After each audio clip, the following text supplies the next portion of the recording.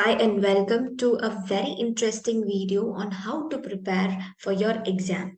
So we have taken the paper Business Law and Ethics, and I'm going to give you some tips on how to prepare for Business Law and Ethics paper of CMA Inter. So we have just a limited amount of time, 3 to 4 months, to prepare for your exam. And the syllabus, if you can see, it is so vast, it covers so much of acts into cover end to end of each of the subject is very difficult. So in this time, we need to be more smart and act smartly. So the key to clear an exam is how smartly you prepare for your exam.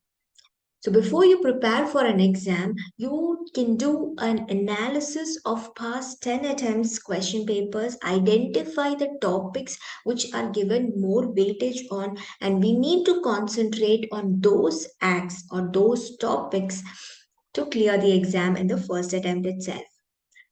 So I have done a trend analysis of business law and ethics paper. We have taken the last 10 years question papers and identified the topics which are very high scoring and which you need to cover end to end. Do not leave even a single topic in that particular chapter because they are high scoring and we don't know from which part the question is going to come.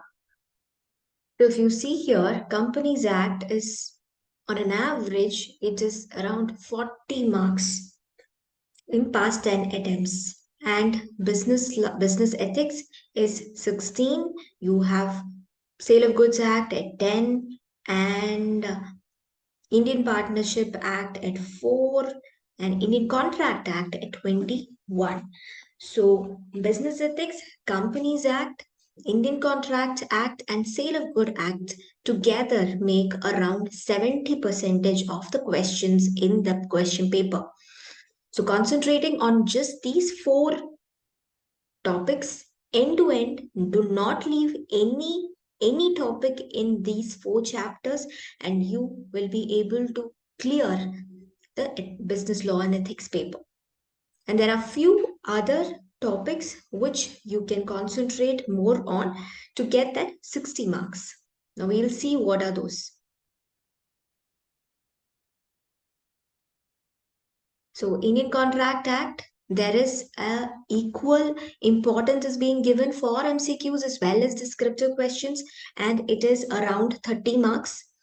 Sale of Goods Act, more importance is given towards the descriptive questions. If you see, it is around 8 to 10 marks comes from descriptive question. And Instruments Act, more importance is towards MCQ. So a general understanding about the act will be sufficient. And you can go through the MCQs given in your study material. 1 or 2 MCQs here and there gets repeated. So that is a very good option.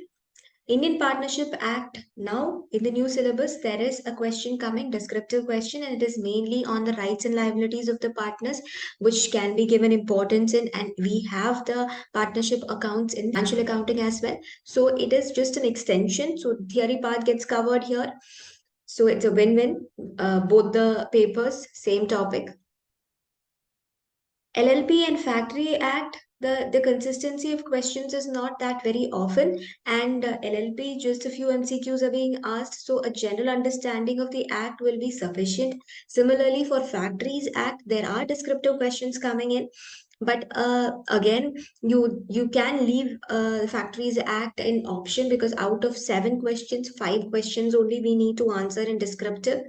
So, an understanding of Factories Act, a general understanding is enough with more importance given to the questions that is getting repeated in our past question papers.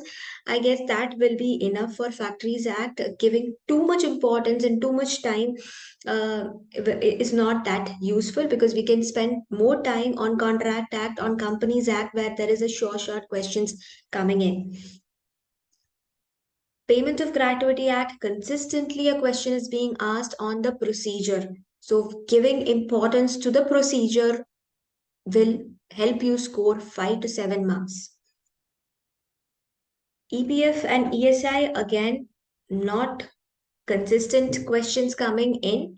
So an understanding of the act, a read through of the act, along with giving importance to the past question paper questions will be sufficient. Code of Wages Act, I have marked it in yellow. Yellow meaning it is you give them medium importance.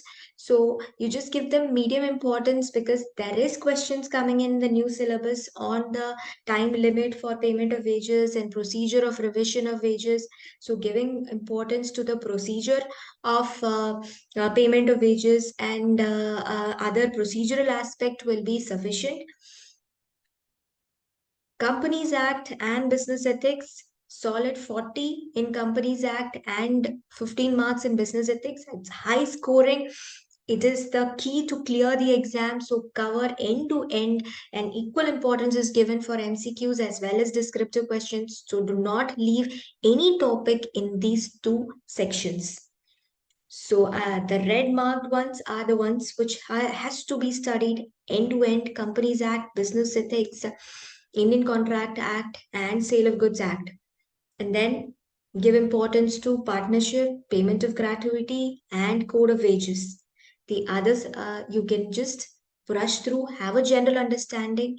I would not suggest leave it out completely, but read through, have an understanding. So, in case a question comes, you are able to at least attempt for the question.